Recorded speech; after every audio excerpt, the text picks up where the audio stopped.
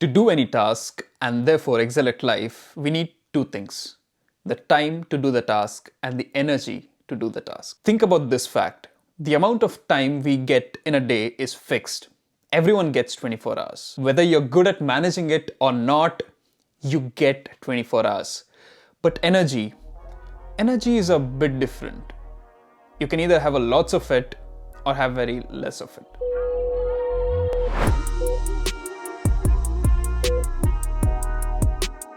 Hey there, only person watching YouTube. If you're new here, hi, my name is Ajay. I'm an Indian doctor in the UK. If you're already subscribed, welcome back. I love you to the stars and back. Time and energy, both of these needs to be managed well. If someone manages their time well, they'll have the time to do all the tasks that they need to do. If someone manages their energy well, they'll have the energy to do all the tasks that they need to do. A lot is spoken about time management, but not many people speak about energy management, considering how important energy is to do a task. If you don't have the energy to do the task, if you have like all the time in the world, you still won't get the task done. So talking about energy is also important, and yeah, that's what we're gonna do in this video. Now, a very interesting thing about energy is that by doing a few things and by not doing a few things, we can either have a lots of energy or very less of energy. And if you think about it, the more energy we have, the more efficient we can be in our tasks. So we'll save time, so we'll have more time to do things that we want, which is definitely a plus point. Now, I don't want to promote any toxic productivity. I hate hustle culture. I hate the concept of working for the fact of working and wanting to work the whole day. I'm more about doing meaningful work in as less amount of time as possible with as much energy as possible, so that you can get done the task that you need to do, so that you have the time and energy to take care of yourself and do the things that you want to do, like spending time with your friends or going out to play or going to the gym, things like that. Now, all of the things that I'm going to talk about are not things that I have discovered or not things that I have figured out.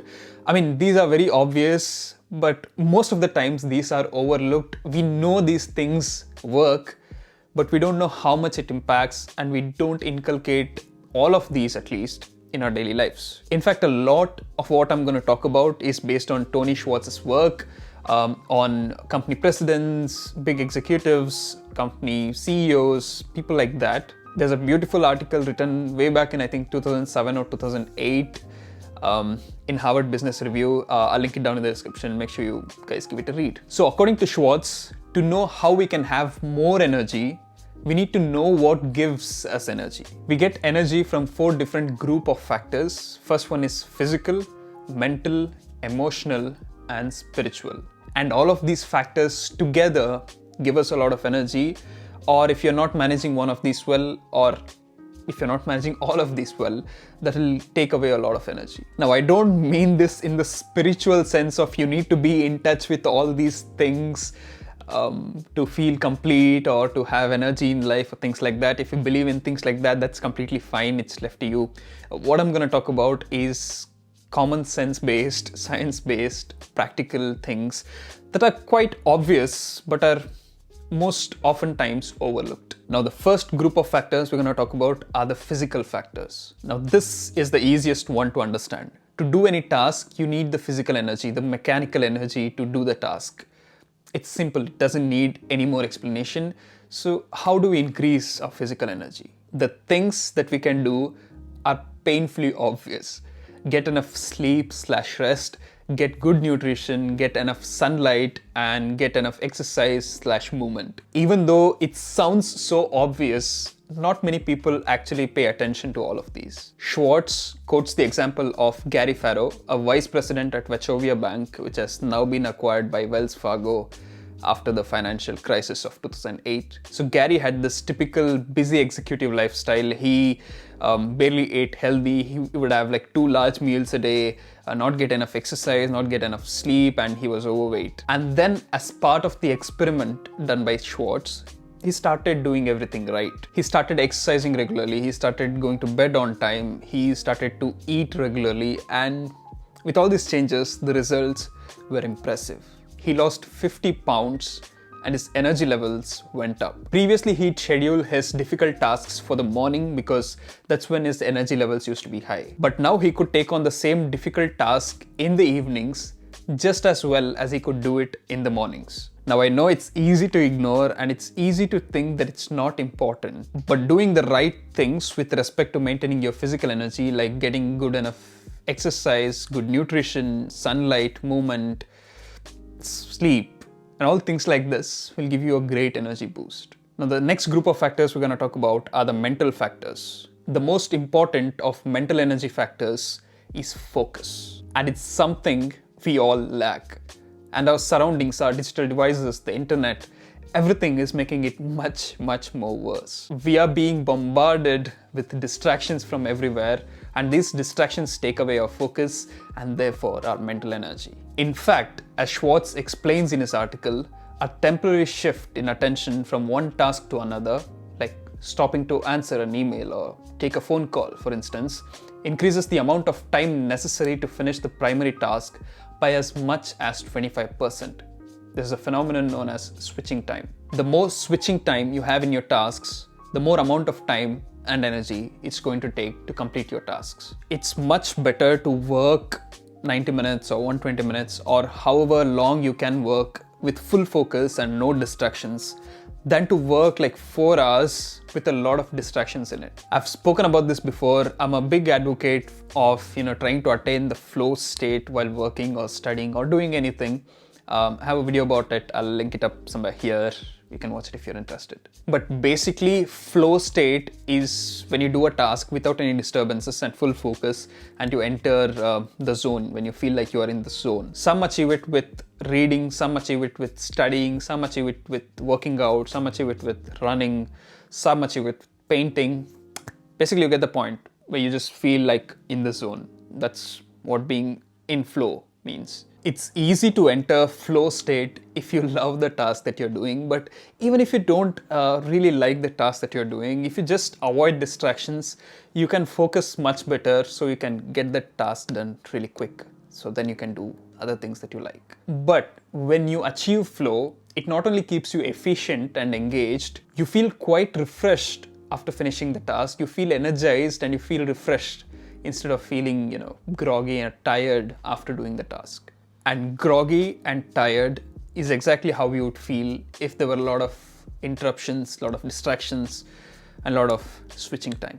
So basically, in all the tasks that you do, try to achieve flow. If it happens, great, it feels amazing. You feel great, basically. But if that doesn't happen, don't worry, just cut out distractions, get more focus. Like I said, avoid switching time so you can get the tasks done more efficiently, so you'll have time to do the tasks that you love to do. Now, the third group of factors we're going to talk about are the emotional factors. Now, the emotional factors are a bit difficult to define exactly, at least for me, I'm not able to define it properly, but just take it as your mood, like your mental status, for example. Now, we all know that when our mood is great, we can do a lot of things and accomplish a lot. But similarly, on the other side of the coin, when our mood is up, we won't have the energy to do anything. This is a universal occurrence. All humans feel this way, except probably Ali Abdal. Now, there are a lot of things that can be done to elevate our emotional energy. Things like journaling, things like meditation, things like hanging out with friends, or just sitting on the couch and watching your favorite show on Netflix. Do what works best for you. But one of the things that works almost universally is the practice of deep breathing. It doesn't have to be full-blown meditation. I'm not into meditation big time or anything like that. Just sit at a place, take deep breaths, observe how your body reacts to the breathing. There are a lot of things happening around us 24/7, and there are a lot of these things trigger, fight or flight response by activating our sympathetic nervous system. This practice of deep breathing activates your parasympathetic nervous system, so it kind of balances out the sympathetic nervous system activity. That makes you more relaxed and just balances out your energy. I personally don't practice meditation. I probably should try, but I just like my practice better. What I do is just sit somewhere comfortably, softly focus on one point somewhere. It could be a tree, or it could be something on the window, or some fly somewhere. Soft focus or something. doesn't have to be very specific focus on anything. Just pick one point to focus on and then take a few deep breaths, relax myself, and then let my thoughts go anywhere they want and my lungs breathe any way it wants. I'm not gonna have any restrictions as to I have to breathe slowly or fast, or have to block out thoughts or like have specific thoughts, nothing like that. I just let my brain go nuts, do whatever it wants. I usually do this for around like 5 to 10 minutes every day, usually at the end of the day, like after dinner or like just before dinner or something like that. And I feel really energized after doing this, and this energy kind of carries over to the next day as well. It works for me, it probably doesn't work for you. Maybe meditation works for you, but you can try this and see if it works. Just sit somewhere, let your thoughts and everything wander. Don't overthink about anything, just let every thought come to you and let it come and pass. I think a lot of meditations work this way, but mine is not a specific practice. It's just what I do. Now, the fourth set of factors are the spiritual factors. Now, spiritual factors are all about what drives you, what motivates you. You'll obviously have a lot of energy to do a task if you're motivated about it. If your life has a meaning and a purpose, the tasks become so much more easier to accomplish. Now, take the example of Elon Musk. His entire life's purpose, as he has stated multiple times, is to make humans be able to live on Mars. And almost everything he has done is being done in that direction. If you look at all the things he's working on, Tesla, SpaceX, Starlink, Neuralink, Boring Company, all of these things are what we need if and when we colonize Mars. Not sure how Neuralink would help. Maybe it will help us live longer. When we colonize Mars, maybe I would be like 100 years old and probably Neuralink would keep me alive. Thanks, Musk. And that sense of purpose and meaning is what gives Elon Musk his seemingly unlimited amount of energy. So I was speaking to my friend the other day, and he's just started his own startup. I think it's been like 6 to 8 months or something, and its company is already valued at around $6 to $8 million, somewhere around that. And he was telling me how he works 20 hours a day, gets like only 4 hours or sometimes 5 hours of sleep. This is not healthy, but this is what he is doing. So I was asking him about how he can, like work so long, or the fact that he needs to work so long, but he seems absolutely happy. He's not stressed about the fact that he has to work so long. He's in fact happy about it. He's in fact enjoying the process. And when I was asking him about his 20-hour long work days, he pointed out that I have 36-hour work days.